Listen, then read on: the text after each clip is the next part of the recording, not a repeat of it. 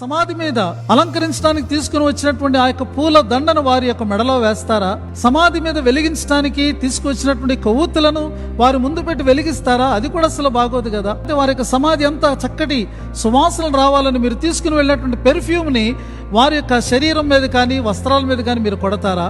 అవన్నీ కూడా చనిపోయినటువంటి వారికి మనం చేసేటటువంటి విషయాలు. ఒకవేళ మరణించినటువంటి పరిశుద్ధులు మీ ప్రియులు లేచినట్లయితే మీరు వారికి ఏ గిఫ్ట్ ఇస్తారు? ఏదైనా మనం గిఫ్ట్ ఇచ్చినప్పుడు అవతల వాళ్ళు నిండుగా సంతోషించాలి అనేటటువంటి ఆశ మనకుంటుంది. ఒకవేళ మరణించినటువంటి మన ప్రియులు దేవుని భక్తులైతే, ప్రార్థనాపరులైతే, దేవుని విశ్వాసంలో జీవించి మరణించిన వారైతే వారు ఎలా సంతోషిస్తారో తెలుసా?